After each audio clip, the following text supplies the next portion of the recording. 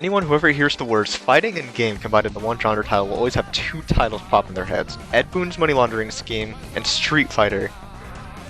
Back in the dawn of arcades pre-fighting games though, you could get some games that involved combat if there wasn't really anything offering a ton of depth of what could be learned upon revisiting the game. A lot of game experiences from the time managed to be short thrills, but fell short of having alluring stories or characters. Street Fighter was a huge change of pace from the conventional, so join me as I dig into the pit of origins of Street Fighter, the legacy it would go on to create.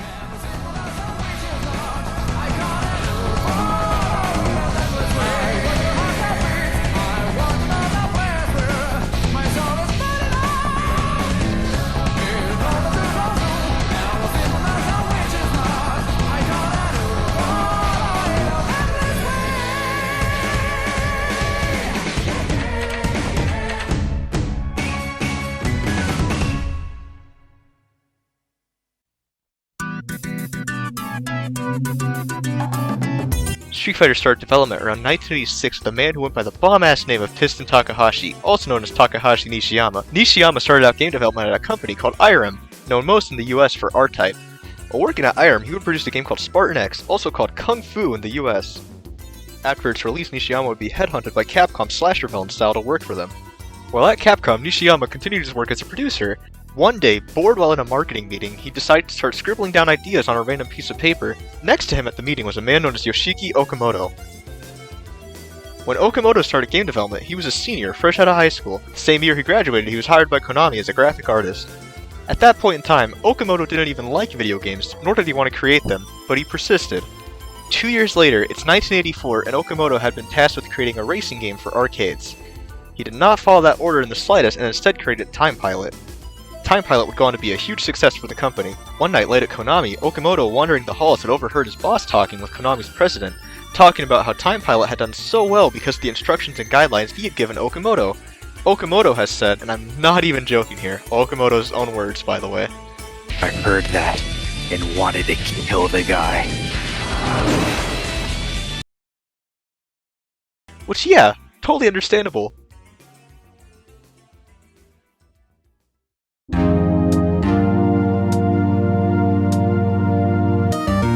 Okamoto would then go on to get free reign and publish his next game, Gyrus. Okamoto felt his work had gone underappreciated by the higher-ups at Konami, so one day on his way out of work he angrily requested a raise or else he would quit. When returning the next day to work, he was fired on the spot. He would then be picked up by Capcom almost directly after this incident.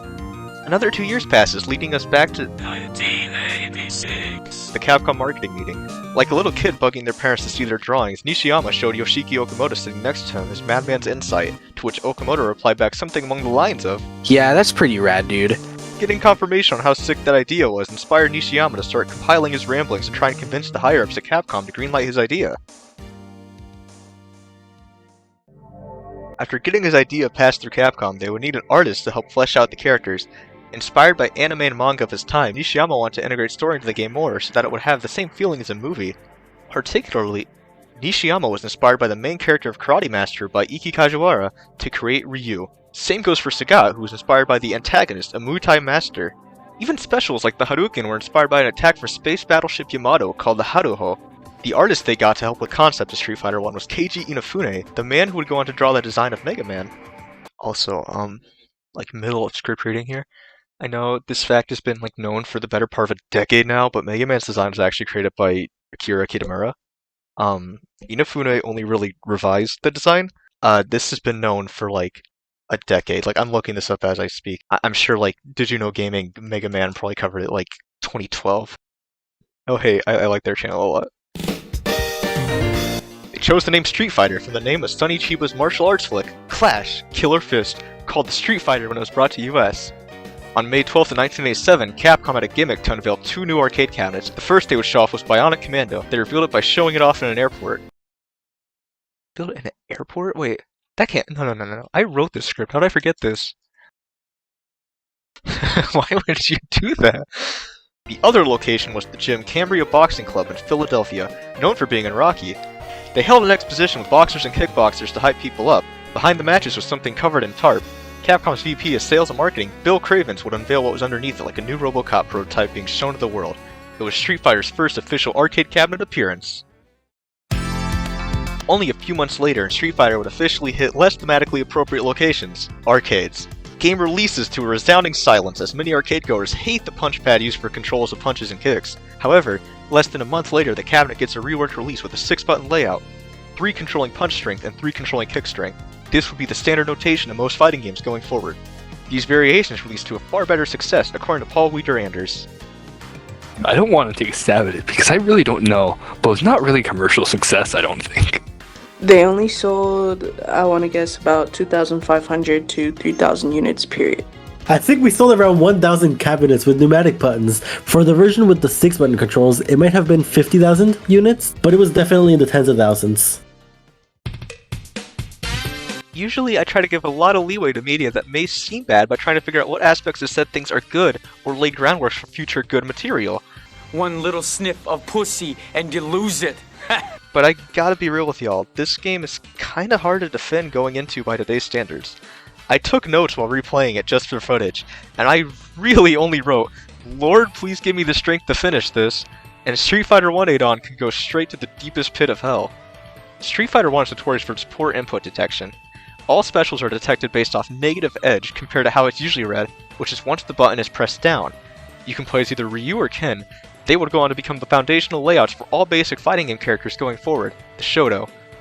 You get your basic Hatos by doing a quarter circle forward and releasing the punch as the input ends, Tatsus by doing quarter circle back and releasing a kick as it ends, and Shoryus by sacrificing the weak to the great one and ascending to the next plane. I actually convinced 2 of my friends to play it with me for some versus footage, and neither of them could understand how the inputs were done without me explaining the way the game functions. I was also the only one to pull off the Shoryu with these controls, so you know.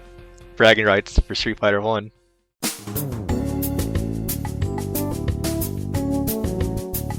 Your basic arcade progression is going through 8 dudes raw back to back with no break in between. Here, I'm just reading this again, Christ. Holy shit, it's Mike Tyson! It's your ear. I kept that in formaldehyde. The final boss in my playthrough being Adon, and this dude is just brutally thrashed me in this fight. The real final boss is Sagat, a Muay Thai fighter from Thailand who's the master of his art. OD at this game. I'm ridiculous at this game, bro. On every collection report I've played of this game, the audio seems to be really poorly mastered, but I'm not sure how much of the audio is due to playing it on an emulated version, as I've never seen an official cabinet for this game in person. While replaying for footage and looking for notable things to point out, I also pay attention to the music. The music for this game isn't really great, as it's only ear-piercing beeps. Like, I know it's a sprite-based arcade game with non-arranged music, but does what I'm saying make any sense here? Yeah, that makes sense. Great, glad to hear it. But that's what I thought until I listened on its own to get some music for the video, actually. The music isn't that bad once you're listening to it isolated, except Sagat's. Like, I'm gonna be real, Sagat's theme still sucks. While getting some of the music, I saw a comment briefly mention the TurboGrafx port soundtrack. I went in expecting something that sounded like a typical bad porting job, but I was wrong actually, this shit rocks.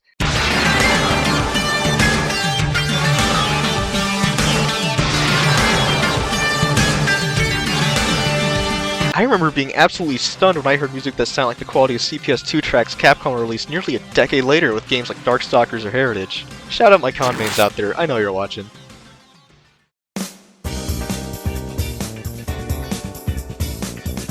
Let's not spend any longer on this one than needed, which is also the advice SNK took to heart when thinking about when to headhunt Nishiyama for Capcom and have him work under their corporate umbrella. So yeah, it's pretty well known now, but in the 80s, Capcom and SNK had a small rivalry almost purely between the presidents of the companies, Kenzo Sugimoto and Aikichi Kawasaki. According to several staff members on each side, there wasn't really any hate between the workers. Several of the workers were actually close friends, and according to the Polygon interview I've been using as a main source of facts I never knew before, there was even at least one case where an SNK member married a Capcom member. Love wins! The presidents used to be friends even before falling out though. This rivalry was either apparently sparked from development of the game Ikari Warriors, or because Capcom had hired Harumi Fujita from SNK, which led to a lawsuit from SNK. All these events culminated in SNK hiring Nishiyama as fast as possible once Street Fighter was out. It's 1988, and Street Fighter hasn't been the golden cow of a game as they were hoping it'd be. Okamoto has been secretly creating a game under Capcom's noses to release and hopefully save the company.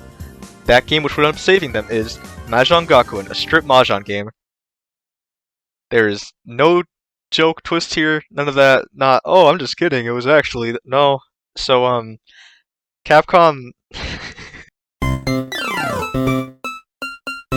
under a publisher alias of Yuga, which doesn't even have any other games released under that alias.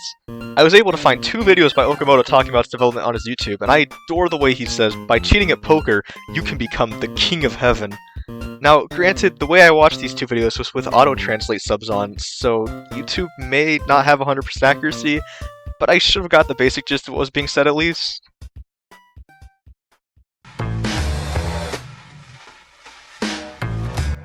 At one point in the video, Okamoto brings up how the announcer's voice in the game is actually his own voice, and apparently the female announcer's voice may have been his older sister's?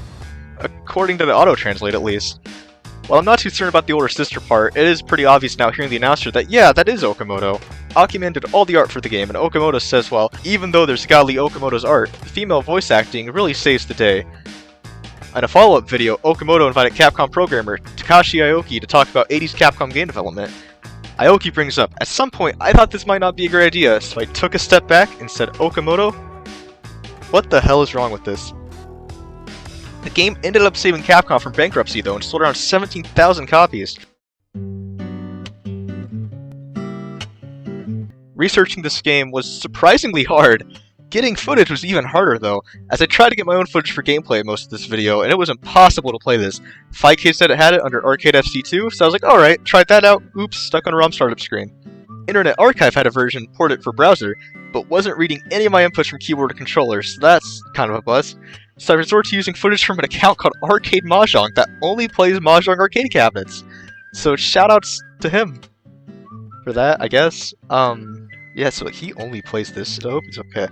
For my own integrity, and to bring the hype meter back up, let's talk about Final Fight.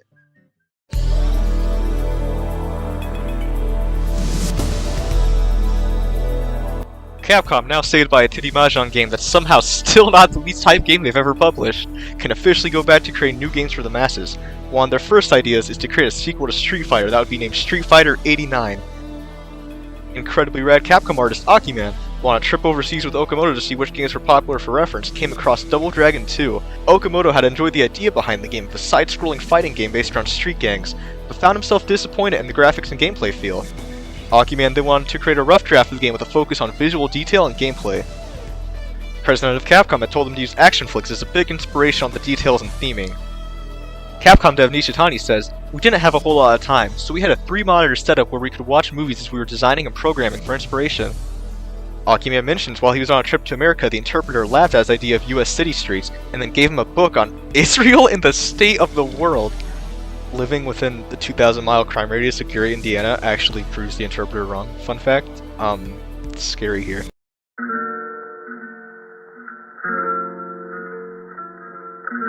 While creating characters for the game, Akiman put a ninja-style character because he thought ninjas were synonymous with Capcom and gaming.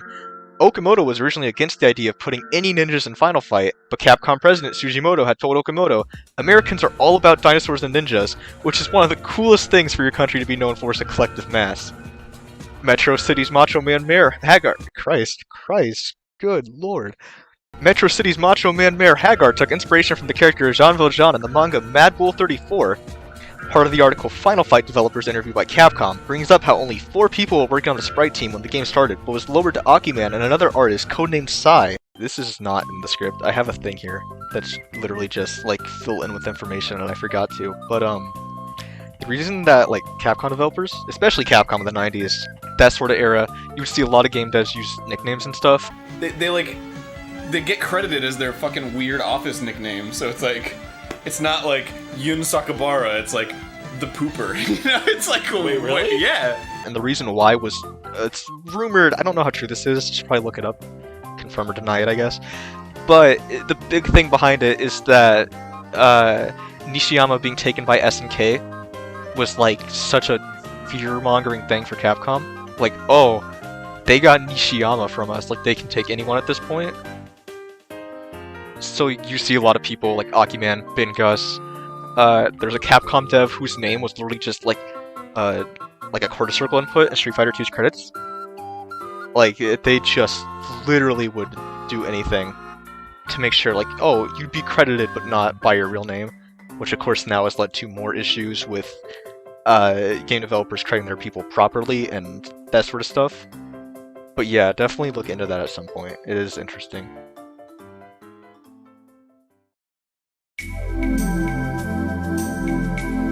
Final Fight releases in Japan on November 25th and worldwide on December 1st, 1989, and is one of the coolest games around this time by any game studio.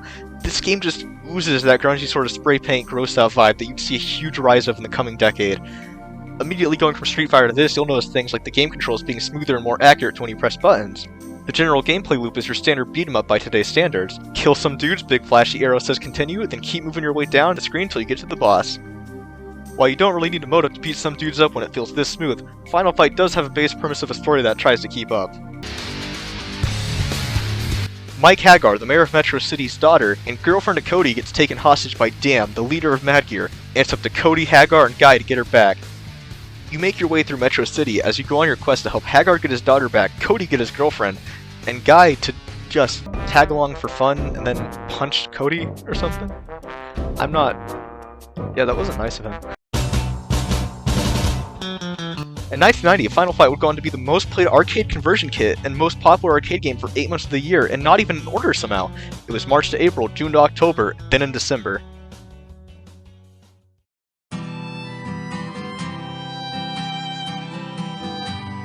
Generations later, we still see the foundational groundwork that was laid by Capcom in the late 80s being expanded and improved in tons of other games, whether it be Final Fight being an example of what future beat 'em ups strive to be like, or Street Fighter literally creating a whole genre of games. It's the experiences that we take away with these games, their stories and their creators, that motivates us to keep coming back and improve our skills.